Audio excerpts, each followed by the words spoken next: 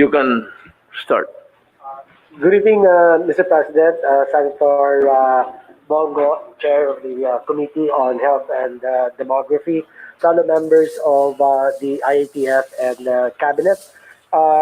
Magandang gabi po sa ating lahat, Mr. President. Allow me to give a brief update on our COVID-19 response and situation. Can we have the first slide? Okay. Excuse me, do you have a literature of that? Yes, sir. Yes, sir. Okay, so that we can follow you thoroughly. Yes, sir. Thank you, sir. Okay. Salamat po. You can start now, sir. Thank Okay, you. sir. Thank you. As of August 2, may nadagdag na higit 5,000 kaso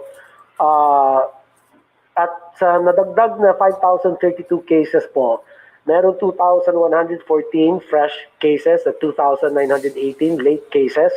Sa 2,114 fresh cases na naitala, 916 ay mula sa NCR, 279 sa Region 7, 901 sa mga natitirang rehiyon at 18 na repatriates. Sa 2,918 late cases naman, meron po tayong 1,821 ay mula sa NCR, 186 sa Region 7, 892 sa mga natitirang rehiyon at 19 na repatriates. May naitalang 20 binawian ng buhay at nakapagtala naman tayo ng 301 recoveries, 301 recoveries. Ang total recoveries ay pumalo na po tayo sa 65,557.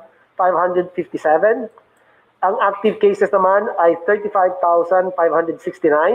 Sa mga ito po ay 2,911 or 8.18% ay mga asymptomatic.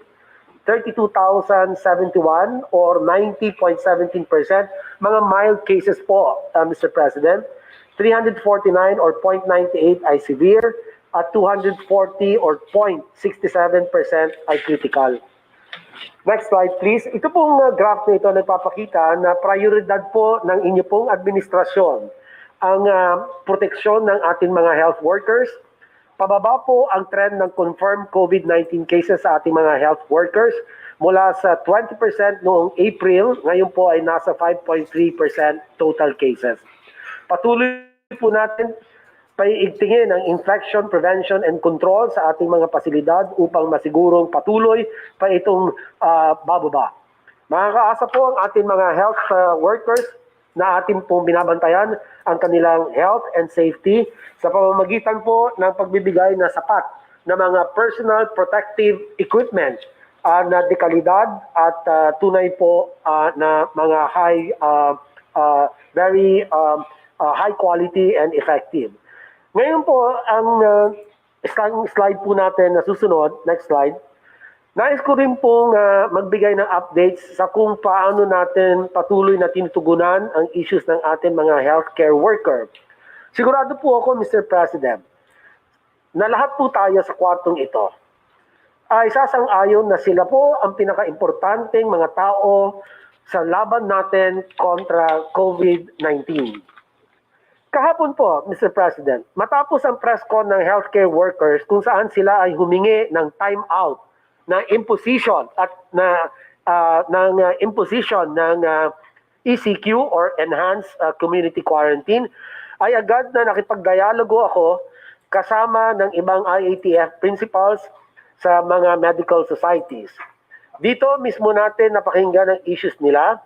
Dito rin naklaro na handa naman silang humanap ng middle ground, ibalanse ang kabuhayan at kalusugan.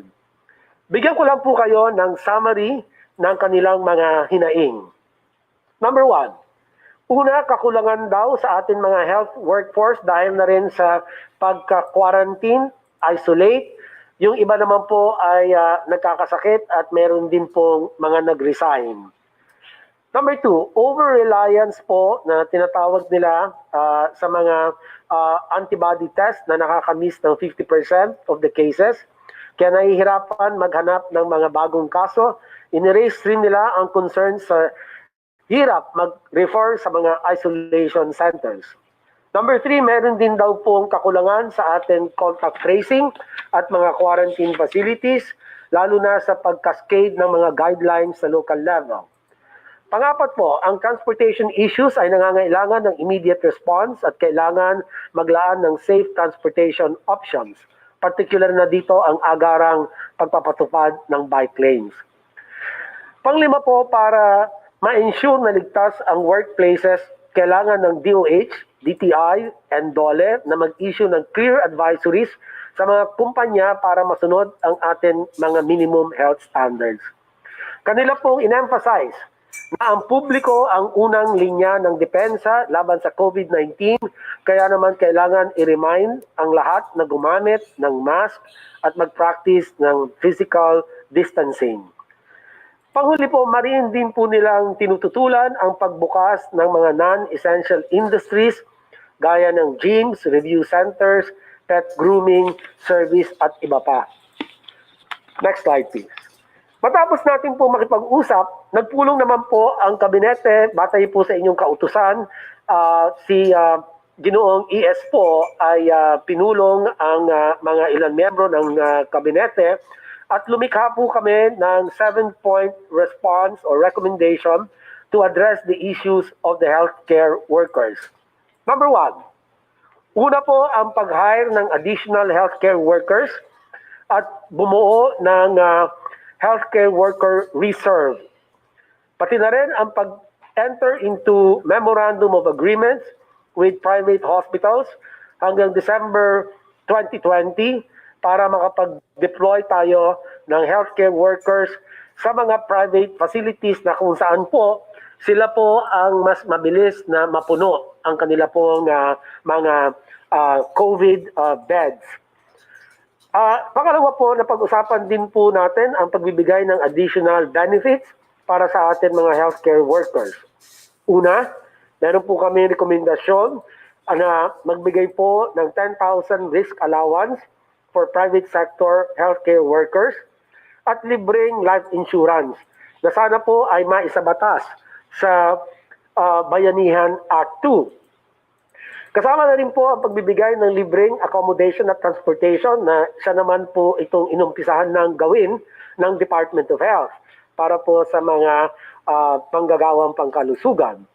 At ang pagsagawa ng libre at frequent na pag-testing sa ating pong mga healthcare workers, kasama na rin po ito sa ating expanded testing strategy. Pangatlo po, ang paggamit ng work and quarantine passes para po ma-minimize ang paglalabas ng mga tao. Pang-apat po, ang pagpapaigting sa ating mga localized lockdown strategy at ng implementasyon ng Oplan Kalinga sa tulong ng LGUs at COVID-19 code teams. Yung pong code teams, ito po yung coordinated operations to defeat the epidemic, which is COVID-19.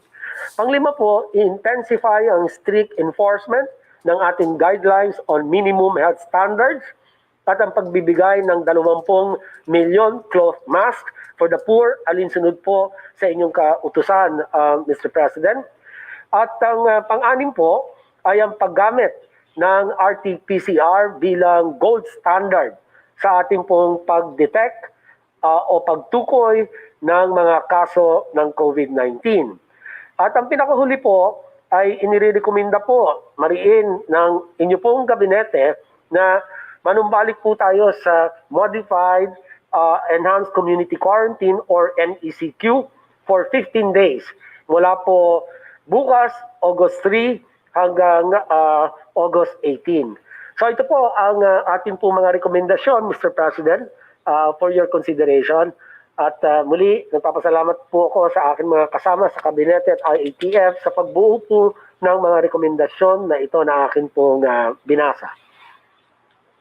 Secretary Duque, I failed to grasp the last item that you have. We were talking about NECQ, sir? Escalate mo sa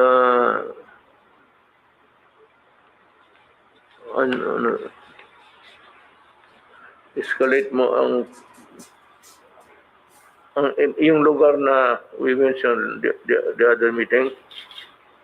You are recommending MECQ NECQ po in NCR po and the provinces of Laguna and Bulacan. And Rizal, Region 4, Region 4A. Okay. Not all, but yeah, okay. Region 3, Bulacan. Okay. Okay. Yun lang po, sir. Ang ating po recommendation for NECQ, Mr. President. Thank Salamat you. po, sir. Salamat, sir. Before we go further, I'd like to introduce to you the ex-fiscal of Nueva Ecija, Danny Yang. We come from the same school. Siya yung tawag mo, and I need men not only in the matter of the safeguarding and health of the people from COVID. There are so many, well, there's always a graft here, graft there. Talagang may corruption dito, corruption doon. And you will remember that when we were talking about the Bayanihan 1, when it was still pending, I said that the money is very tempting. Could be used as political purposes, patronage, to the exclusion of others, or worse, baka pabayarin nila yung mga tao. And I even mentioned the other time about the NPAs getting their shots free. Look, I do not propose that you respond. I'm talking to the NPAs, the Communist Party of the Philippines. I do not propose that you respond to my policy. Kami lang dito, we have a policy. Every time I open my mouth and state a declaration, it becomes automatically a policy. Na itong mga NPA, if they really want to get their shots free, they can always line up. And I will ask now the military and the police to be forgiving. Pag nakapila sila doon, wala namang armas, just to get the shots. Give it to them. Hindi na natin sila. But after that, if you go home, then we fight again. But on even grounds. I want you to stay healthy because my soldiers are very, very healthy. And they should be getting the first shots of the vaccine should we acquire them in due time. You know, ito namang si Fiscal Yang, I want not all, pero itong you just coordinate, Danny is the name, Secretary Anyo, about the corruption charges that we filed. I suggest that to save time, unless of course the Secretary in his discretion would rather hear them administratively. You know, you're a lawyer, and the fastest way to do it is actually administrative proceedings. Malayo masyado yung criminal. So there's so many facets of due process that would derail a proposed prosecution or a proposed, how would you call it, or something that is also as a punishment. Pero I have requested officially kay Ombudsman Martires na I am not asking for the neck of the innocents.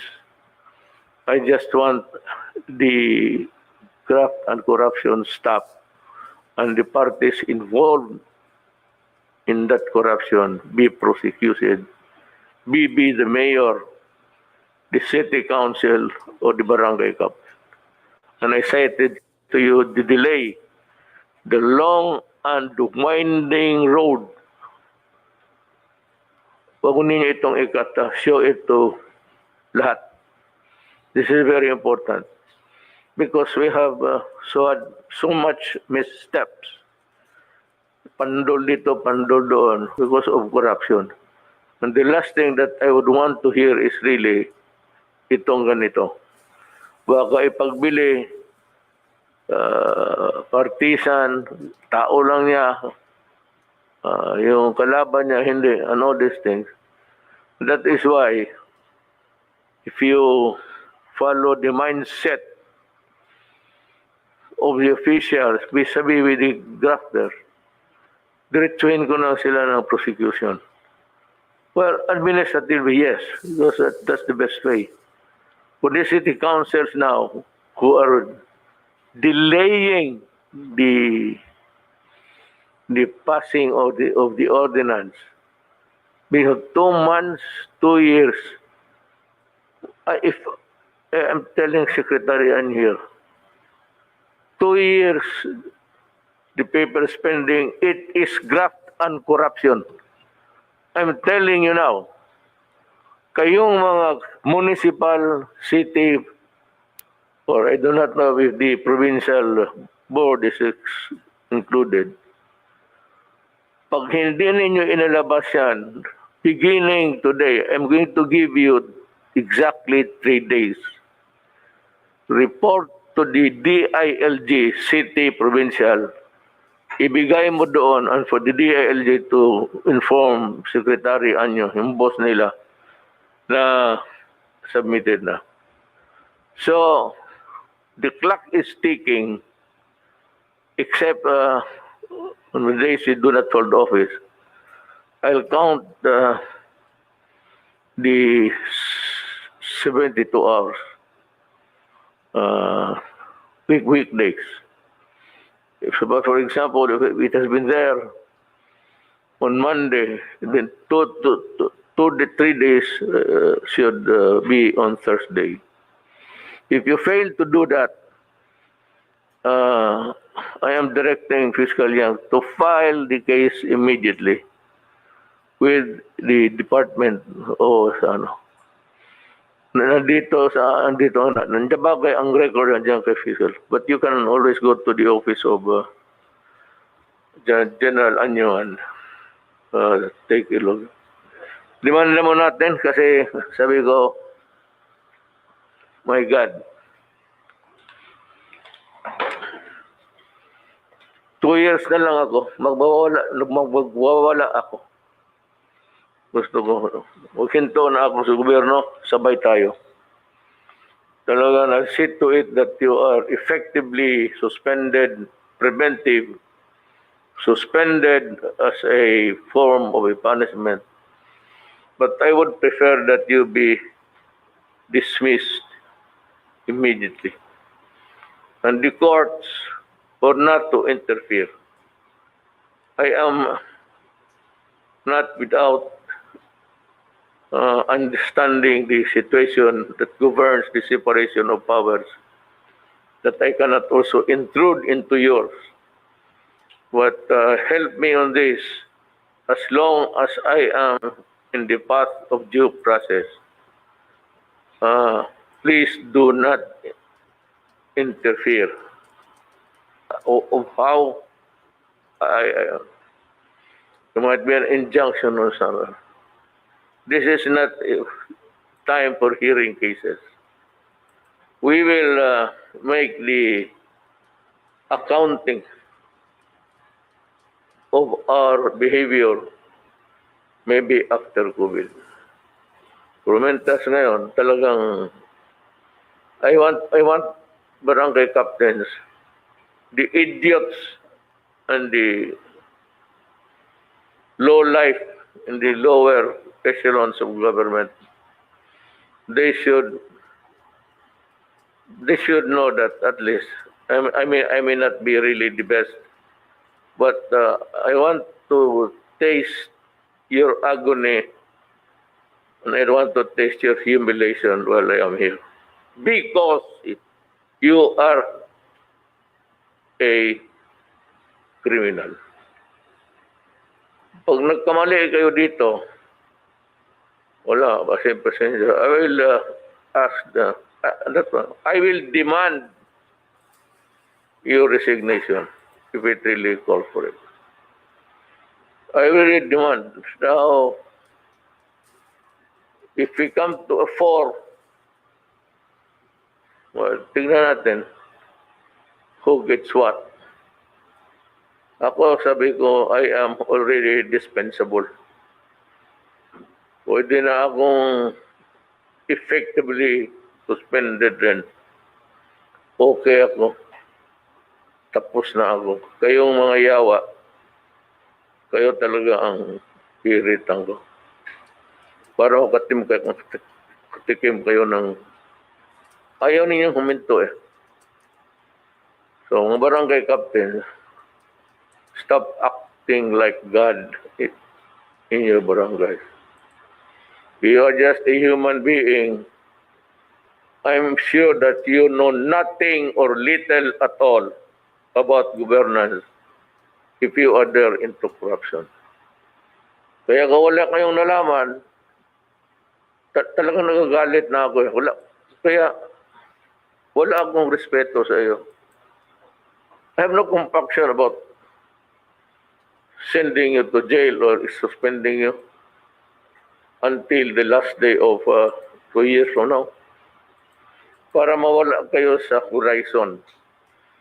You are already removed from the political horizon. You do not deserve to stay in the government a minute longer. Now, I know that even earlier, the cry of the moment, which is really, I believe, well taken, and they are right. Itong government, not the government, but yung health workers who will be in the hospitals. Private. Am I correct? Okay. Alam ko ho, kayong adhere or no one is going to meet me tonight. Wala. So if they're listening now, ganito ang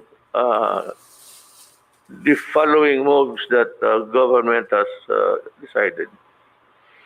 We agree that you are bone weary. Alam ko na talagang kumikit-kit na sa buto ninyo yung hirap ninyo. Both of the pressure, the stressful work, and also the uncertainty and the fear of getting COVID and not having anything in return. And that would also be wrong because yung tawag na unjust enrichment at the expense of others. Well, it is not really the real case on all fours. It applies that government cannot take advantage of the services of private persons or citizens and yet send them to the dragon pit.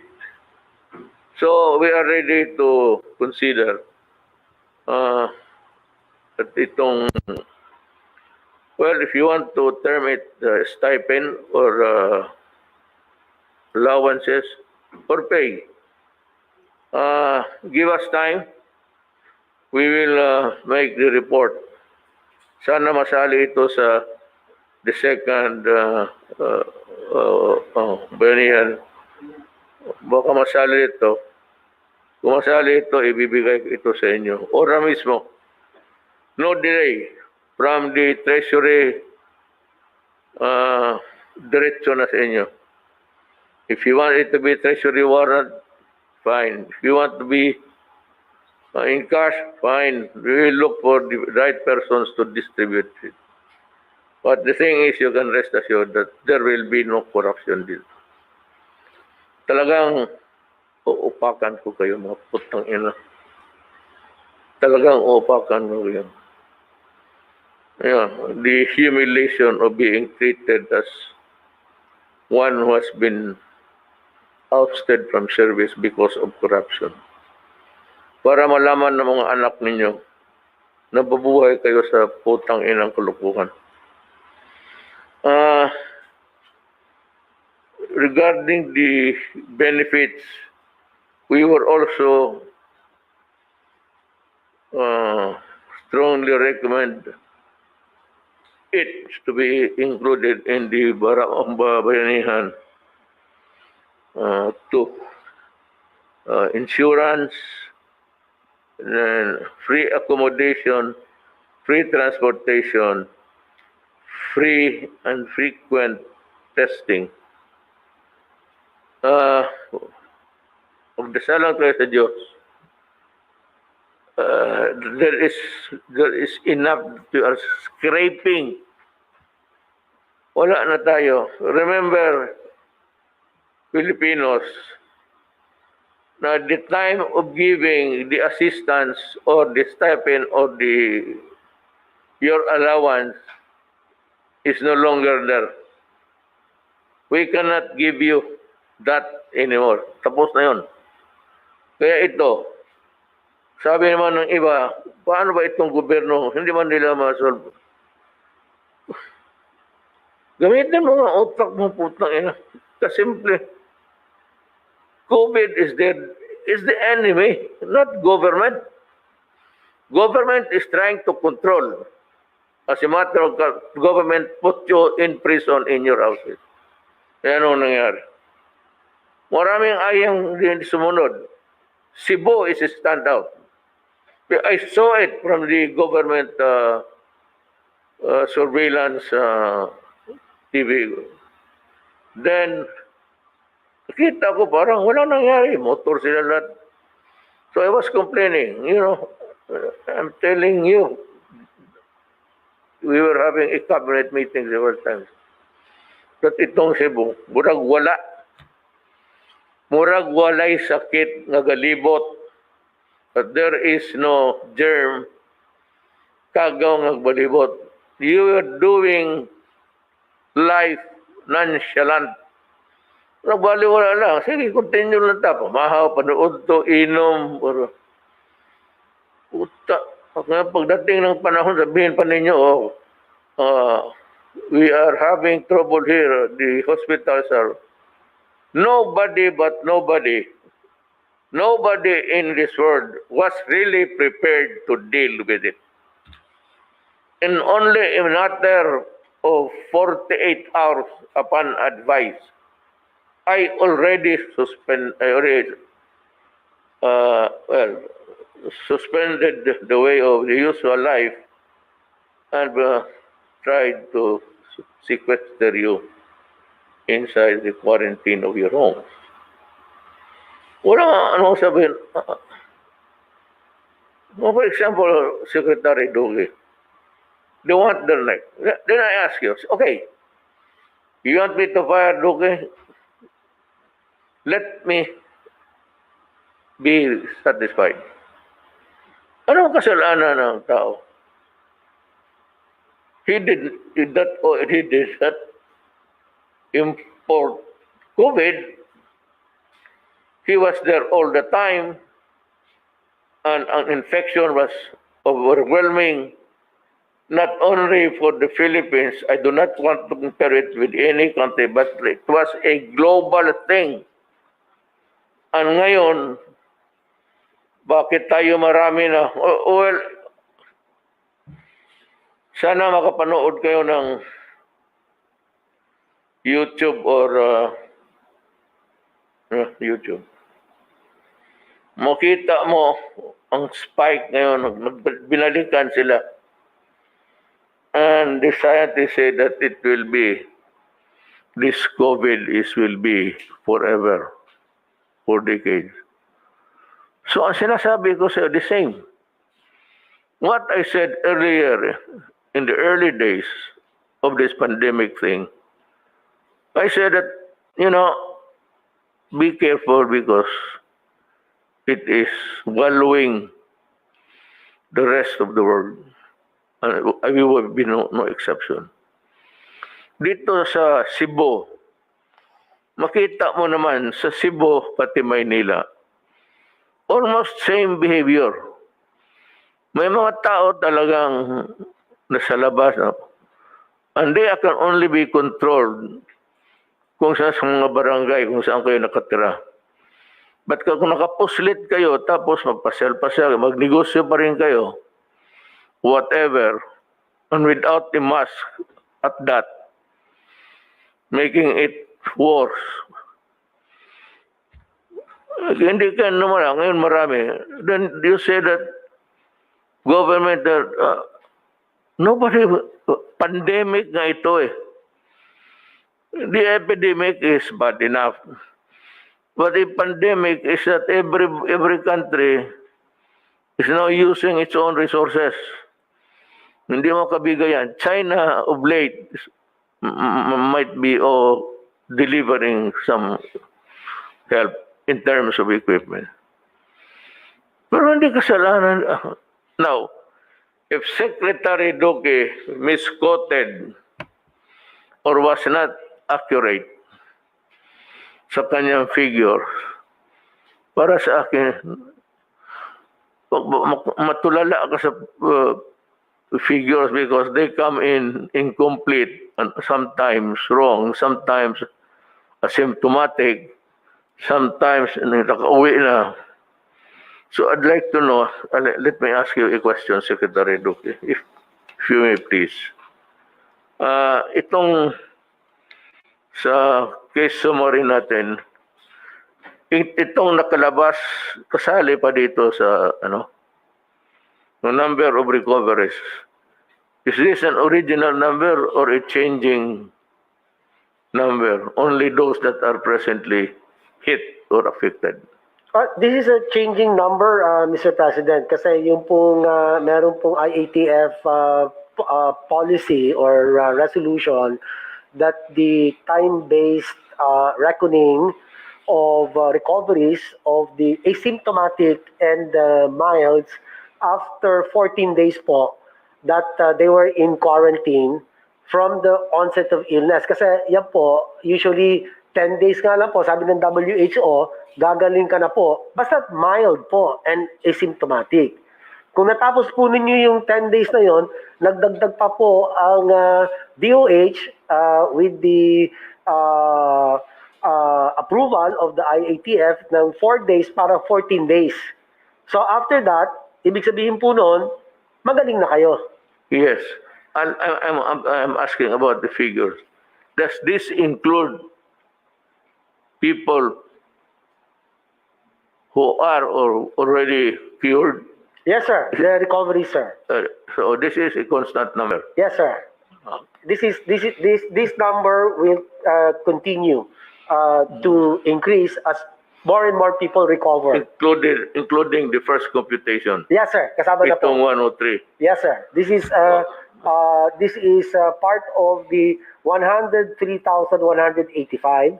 And of this, meron po tayong recoveries na 65,557. Ang ating pong active cases, which means these are still either in quarantine or in the hospitals or in the ICUs, isolation beds, depending on their clinical condition, Mr. President. Yeah. Opo. I know, especially those. Now, look, ladies and gentlemen. By the way, si Fiscal Yang, I forgot to mention where he belongs. He is with the presidential anti-graft. Doon ka. Then I need another classmate of mine. Tinabahan ata ng COVID eh. What is really very, not sad, but almost an irritation that could put stress on anybody's mind. Itong mga kasama mo mga doktor, yung iba nag-private, yung iba na nasa gobyerno. No, sa gobyerno, I really appreciate your hard work. I said, I know that everybody is born weary. Talagang pagod na. Kaya ito sila, sinasabi mo ngayon, health workers, frontliners, lagay sa private hospitals, if they continue to expose themselves, tinamaan sila, it is not fair for government just also to sit down. They must be included in the recovery period. Now, kung itong mahirap nga bilangin eh. Kasi may mga tao na naging COVID cases, gumaling lang sa bahay. Karamihan sa bahay, walang punta ng ospital. Noong mga grabe.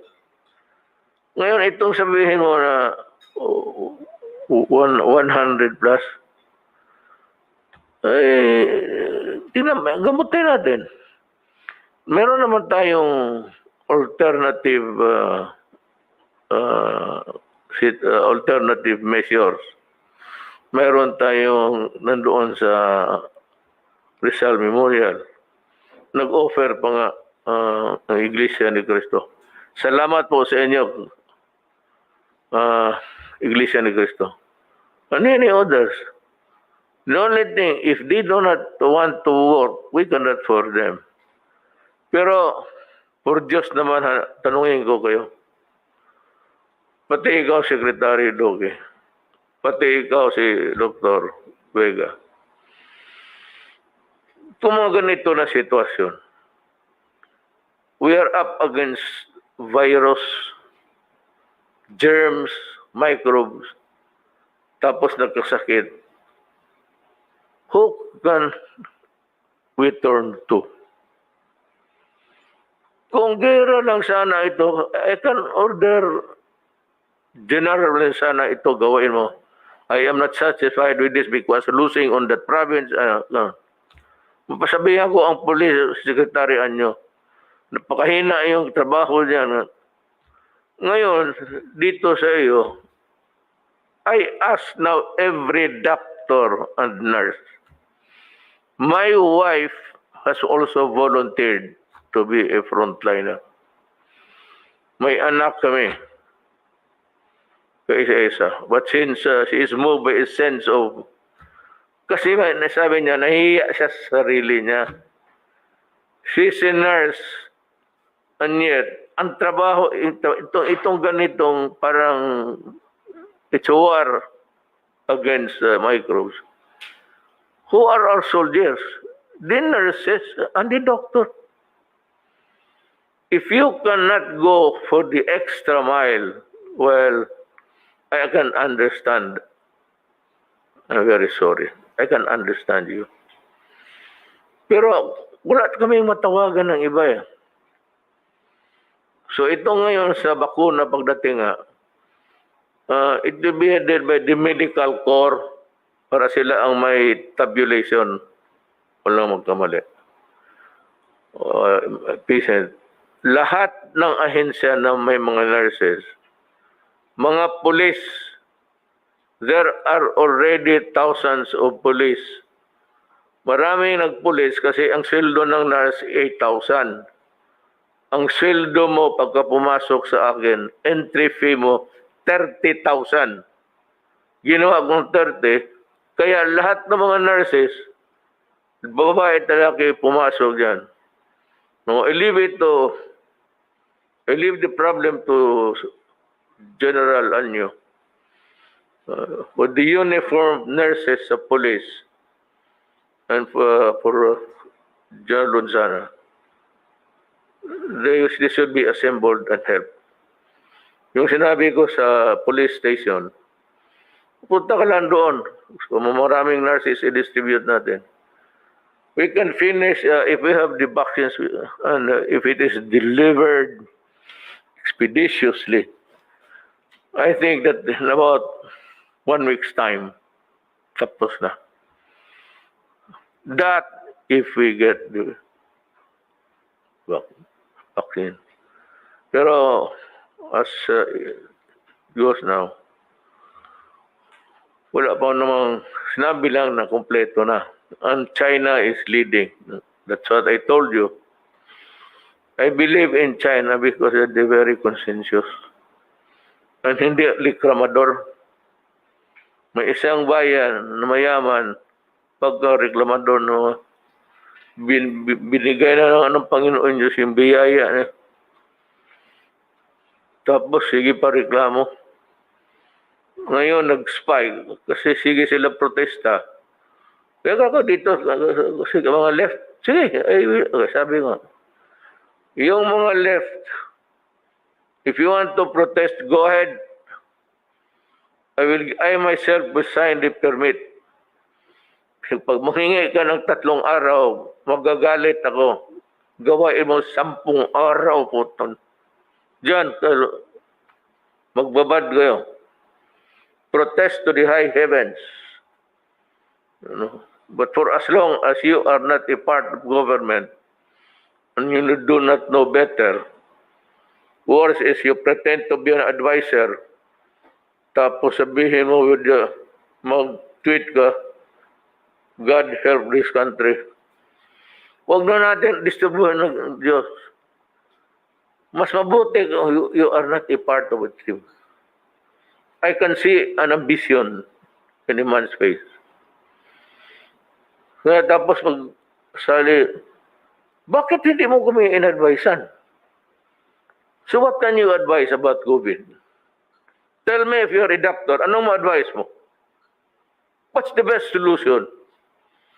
Best solution is you go into your house, stay there, do not crowd in other places, mingle.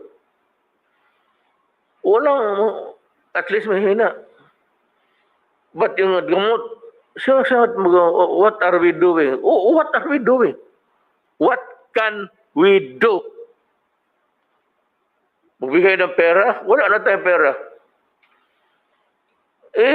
Mayroon pa dyan yung mga bright na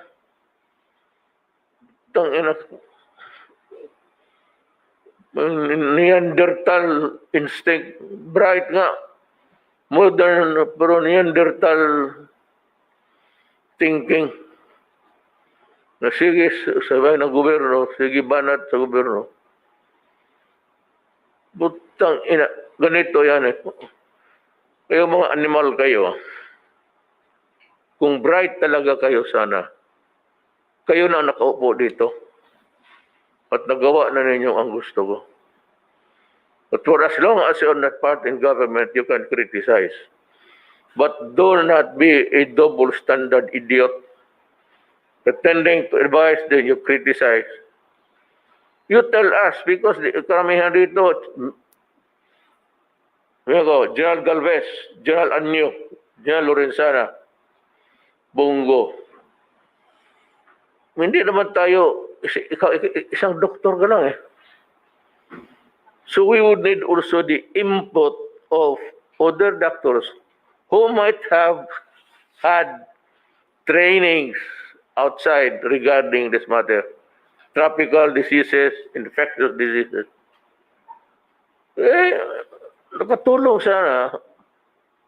Ngayon kung wala kayong maibigay, and it's not our fault if we are lagging behind. Una-una, wala tayong do not have the equipment, should not have anything. The Philippines is still a new country until now. Would you believe it? Kakaanak lang nitong Pilipinas. Kaya minsan ang lumalabas sa mga bright kuno, pero nakabobo naman. Akala ng mga gago-gaga, mas marunong sila kaysa atin. So well, run for president. I will help you. You identify yourself. Or I will keep track of your... Tapos sabihin ko sa inyo anong ginagawa ninyo. Puro kayo daldal. Tapos sabihin ng gobyerno, keep on harping on Secretary Doge. What will I do with him? There's lack of hospital beds. Talagang nagkulang. Nobody anticipated this. This is a pandemic. It's bigla. Medicines, ganon din. Naghintay tayo ng matagal. Yung mga ventilators, ganon rin. Nobody expected that thousands will get sick on a single day. That is, as a matter of fact, almost a preparation for a war. Kung talagang gusto mong preparado tayo, baski magtayo ako ng 10 hospitals bukas, kunin ko yung mga hotel, expropriate ko. 100,000 kung totoo talaga sakit. But I will do that. Pag wala, there's no time for to set up buildings. Pag wala na, I will expropriate hotels. Para kung wala na talagang space. Now, the doctors, well, you can work with us, work with the people, your people, or you can just, pero if you are not also working, tapos, katatapos mo lang mong magdaldal ka, naku. Nagpabilib ka na. Huwag ninyo kaming pabilibin. General Galvez there in Marawi. Secretary Anyo was the chief of staff. Delphine Lorenzana has been with us. He's been working, he's a resident ka ng Amerika din, no? No, kasi kilala ko sa military, pinatawag ko. Ngayon, itong bakuna, bigay ko sa police pati military. Hoy, kayo mga police, pakinigay sa akin, ha? Linisan ninyo yung presinto ninyo and make it ready for in the day I pray that it would come. Yun na lang ang police station mas malapit, sa marami. Basta doon, only requirement is Pilipino ka, wala na. Kung gusto nilang pa-injection ng 5, magpaikot, hayaan mo. Sige. If they want to have an overdose of the vaccine, go ahead. If there's one thing that we cannot help, there is no cure for it, is stupidity. And mind you, all those people talking and criticizing, hindi naman alam. Kung ilagay mo dito, yan naman, mapandara pa yan. Kung ilagay mo dito yan ngayon, so, sige, kayo dito. Well, they will hang you. There's the bin, they will hang you. We're doing our very best. And yung localized lockdown. I'm sorry, Manila. Ngayon, magsabi kayo, i-lockdown mo na ang Manila. Ang ibang lugar, entire Philippines, para talagang wala nang mahawa. Wala ka nang mahawaan, wala ka nang mahawa. Problem is, wala na tayong pera. I cannot give food anymore and money to people. So, I have to it's modified for the, lalo na for the critical industries. Food, number 1. Medicine. So, binitawan ko yan sila kasi unang-una wala nang makain. Ilan lang tao talaga na may savings good for a rainy savings for a rainy day. Well, our savings is just good for a drizzle. Ano bang drizzle sa Tagalog? Ambon lang. Ibang preparation for a typhoon. Hindi tayo mayaman. Do not compare us because our money is equivalent to about 48 ngayon exchange. 49. For today, it's 49. Ang ating 49 pesos, $1 lang yan. Ang bilihan sa labas, ang ginagamit, $. I do not know what is taking China to implement or putting it in reality, in practice, na ang gagamitin ng sa exchange international would be the ano tawag na Yuan or renminbi, Mr. President. Duman. Wala tayo. At least sa China hindi magkwenta-kwenta kung ilan ang pera mo. And I'm assured that we would be prioritized. Now also, mga barangay captains, it's time that you really work. Isauli mo sa tao yung honor na binibigay nila sa inyo.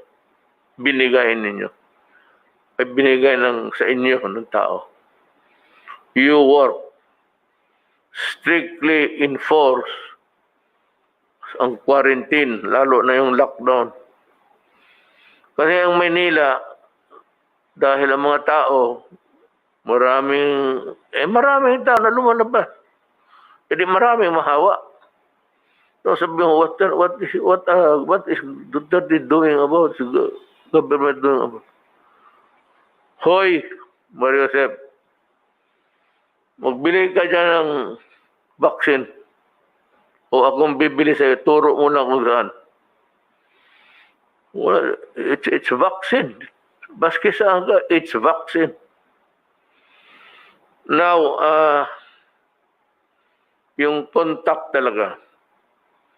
That is why para hindi na magkahawa o mahawa man sa bahay ka na lang, it behoves upon the barangay captain, municipal mayor to see to it that kung maaari lang, kung posible lang, that your barangay or municipio city is go-free.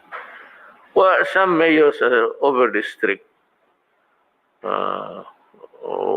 Wala na tayong magawa doon kasi under the local government code, they authorize also to move. Well, we are appealing to Congress to isali lang sana itong yung sa mga health workers, isali sa bayanihan to isali na ang free accommodation, free transportation, and free and frequent testing. Mr. President, Yes. may I respectfully reiterate my very strong recommendation with the support of the Cabinet for NCR, Laguna, Rizal, Cavite, and Bulacan to be put under the MECQ or Modified Enhanced Community Quarantine, Mr. President, just for 15 days, Mr. President. Modified Enhanced Community Quarantine, Mr. President. Yes, sir, with your approval, Mr. President. Is there any comment? Thank you very much, Mr. President. Maraming salamat po, Mr. President. Anyone who would want his piece? Sir, Mr. President. Jungle base then. Sir, Yusek Vega and I are going around also with Secretary Duque with the hospital, sir. And we found out that those who are affected by COVID, there is some sort of psychological impact on our health workers. The Bayanihan one has given 1 million for those who died and also 100,000 for those severe and critical patients. But those who are mild, who are also hospitalized and also having the anguish of being infected, sir, we recommend, sir, na mabigyan, sir, natin at kahit na 10,000, sir, yun, sir, yung mga almost 5,000 po, sir, yung naging positive, sir, natin. Kasi yung fear, sir, ng fear ng mga sir natin, ng mga health workers to be afflicted by sir, parang nakakaroon, sir, ng discrimination. They will be, sir, kasi ako meron din akong pong staff na heya ko, sir. He cried out loud na parang may emotional breakdown ang sir, especially yung health worker na he's even expose herself or himself to the danger, and then later on parang he will feel discriminated. That anguish, parang sir, parang hindi natin man, sir. Then they spend also money for their own medicine, for her own medicine. It is proper lang, sir, na mabigyan natin kahit konti, sir, na kahit na 10,000, sir, each. I agree with you. Even 15. So ikaw pala ko. Sorry. Mr. President, you ordered us a while ago to assemble those nurses who enlisted in the armed forces, pati dun sa PNP. Yes. We will do that, Mr. President, but there might not be enough of them kasi baka konti lang ito. Now, we propose something like calling to active duty those reservists, medical reservists. Isip ko rin yan. Will call to active duty these people for a period of 2 years to serve with the AFP. And then we propose also that to beef up our health services command to be able to allow us to be allowed to enlist at least 10,000 people composed of doctors, nurses, medical technologists, medical aid men. And this will become our reserve for any eventuality. Mabuti ito, Mr. President, na kasi itong mga tao tumautosan natin, pwede sila mag-overtime, and they will be under the military control. So, mas madaling utosan, Mr. President. So, we are going to prepare the organization and the budget, and we will show it to you, Mr. President, for approval. I have heard the call of different groups from the medical community for a 2-week enhanced community quarantine ECQ in Mega Manila. I fully understand why your health workers would like to ask for such a timeout period. They have been in the front lines for months and are exhausted. To our health workers, this is a war that you have been trained to fight. This is a profession that you, all of you, and though we're educated and trained to face such challenges, you're a frontliners in the battle because you are learned in this field. Kung bayaan natin tutulungan, kung walang tutulong rather, sa bansa at ang mga kababayan natin, sino ang maasahan ko? Sino ang maasahan natin na gumawa ng trabahong ito? Huwag kayong mawalaan ng pag-asa. Nakikita at kausap ko ang iba sa inyo. Habaan ninyo lang. You stretch your patience and your not endurance, because you can only also take so much. Your fervor. Haan na ninyo yung pasensya ninyo and your fervor na ikaw isang medical tao. At tiwala kami sa inyong kakayahan. We are aware that you are tired, that you have worked almost even beyond 24 hours a day. So ito kasi yung wala kami matakbuhan. Kayo yung nag-aral. Kayo yung may alam. Na ngayon, kung sabihin ninyo na anong mabuti, and you raise the spectacle of yung ang agony ninyo, you treat it as if you're about ready to stop to work. Huwag naman ganon kasi kawawa ang mga kababayan. Sino man asahan namin? I don't know, I'm sure that that's not in your heart. But from your maybe despair, I would like to tell you that ang ating gobyerno ay hindi mag-iwan ng mga trabahante niya. So to my fellow countrymen, we are doing everything possible to alleviate the situation, to assist our healthcare workers and enhance upgrade our healthcare system. Alam mo kasi, you know, first time nangyari ito eh.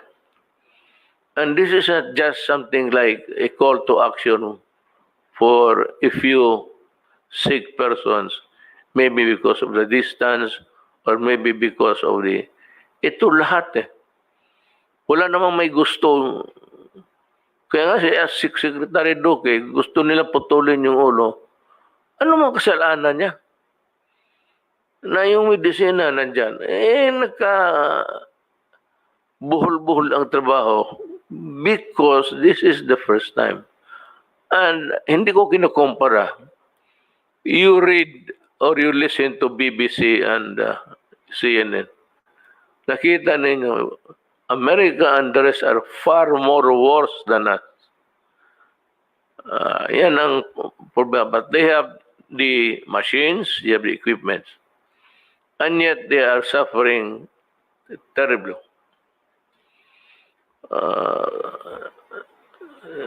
Almost hindi ka makapaniwala. So kami dito, hindi namin kayo kinakalimutan. There would not have been no need for you to go into itong ganito and raising your hands as if sabihin ninyo revolution. Now, if you think that this can be solved by revolution, then by all means, we start it. Mas gusto ko. Kung magsabi kayo, nagtaas na kayo, revolution, go ahead. Because I would be calling all people who love their country to come forward and work for the people. Yung mga health workers na hindi connected sa gobyerno, we will try to help. But that there is no need for you and for the guys, ng 1,000 of you, telling us what to do publicly. You could have just wrote us a letter. Lahat naman ng sinasabi ninyo, sinusunod namin. You know, it's the resources. Ang pera, may gusto kayong bilhin ko. Ang problema, ang bulsa ko, butas na yung isa. Dahil we have suffered economically, pati individually, yung income ninyo, wala na. Hindi lang man kayo. But to go almost on not really a rampage, but an outrage, parang galit at mag-revolution. So huwag naman ganun kasi alam ninyo nagtatrabaho kaming lahat. Kung yan lang ang makaya ng pera natin, hindi hanggang dyan lang tayo. Hindi naman kami nabuti nakaupo lang dyan, nandyan yung pera, hindi naman pinapagalaw. Everybody's trying. Kaya nga, yung mga iba-ibang modalities na lang how the vaccine, if ever mabigay, mag-abot sa atin. Well, next time, you can just ask for an audience. Pero huwag ho kayong magsigaw-sigaw, revolution. Alam mo, sa totoo ko, alam niyo, hindi ako kilala talaga. Magsabi kayo revolution, then, ngayon na. Go ahead. Try it. Sirain natin itong patayin natin lahat ng COVID. Is that what you want? We can always end our existence in this manner. Hindi naman kayo na natatakot siguro. Alam namin yun na hindi kami matakot. But to send a message na without giving government a chance. Ngayon, anong gusto ninyo? I will implement other things in this government without informing you. Would you be happy with that? Or if you are really on a rampage, you want a revolution, fine, let's start it. Go ahead. Go ahead in the streets and the store. Makita natin. Then we will need almost all building, all hospitals there. Hindi lang COVID. Hindi ko, I'm not threatening. Pero gusto ko lang subukan ninyo. I dare you, do it. At makita tayo kung those who want to work with government, lahat ng mga nurses na police, pumasok kayo sa police kasi malaki ang sweldo. If you remain a nurse outside, you only get about 8, 9, 10. So, it's time to give more to the people. All nurses sa uniform sector will have to work. And we can always ask for volunteers. Then I am asking Secretary Lorenzana to mobilize, call a mobilization of doctors and nurses and those who can help. Kung yan na lang ang maasahan namin, or I might outrightly call for all reservists to work. Yan na lang. Ang COVID nandyan, wala nang kasalanan. Ni ikaw, wala kang solusyon eh. What are you babbling about? What's the solution? Except COVID. I've been frank before with you, still frank until now. And that is also the answer of all leaders of government. Anak ka nang, do not so as to be heard. I don't give if you gather 1,000, 2,000. But bear in mind na kayo mismo, kung ipa-take over ko kayo lahat. Ako ang magbayad sa inyo. Take over ninyo. Tignan ko kung ano ang lagay ninyo. We are not incompetent here because we are not doctors. Kayo ang dapat ang you should do the soul searching, not us. Kami kayong makatulong sana, ito lang kayong ginagawa, kung magreklamo, ikaw naman, what can I do? I've always been praying to God for the vaccine. Alam niyo, doktor kayo eh. Huwag na natin dramahin ito ng mga pasulat-sulat. At saka itong mga health workers that I said you are bone weary. Bone weary is an idiom. It's just simply that you are too tired to move. You're beat. Ika nga. Bakit kayo hindi na pumunta dito na pera? Hanap tayo ng pera. Secretary Dominguez, mabutit na lang, sabi ko, ang vaccine dumating. Kaya yung prediction, my dire predictions is that it would usually take, tanungin niyo, kayong mga doktor, 5 years to perfect a vaccine. From the alam ninyo yan. So, do not try to demean government. You are not actually criticizing. You demean by government, your own government, by just going ahead. At saka takutin ng revolusyon. Bayan man natin ito.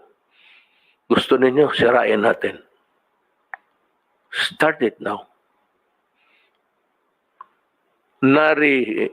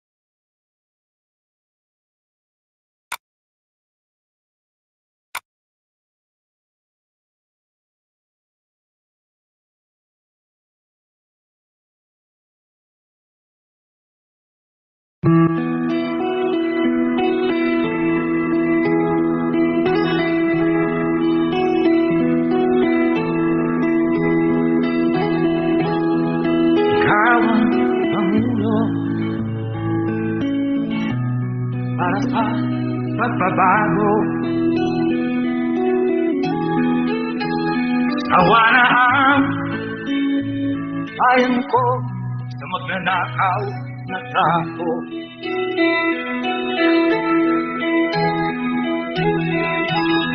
Madilim na kahapon, ikaw ang mag-aahon. Sa piling mo, di ko mawawala ang korupsyon.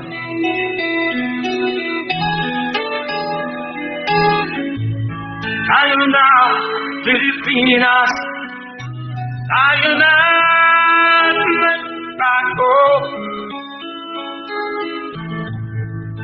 Hawat kamay tayo para sa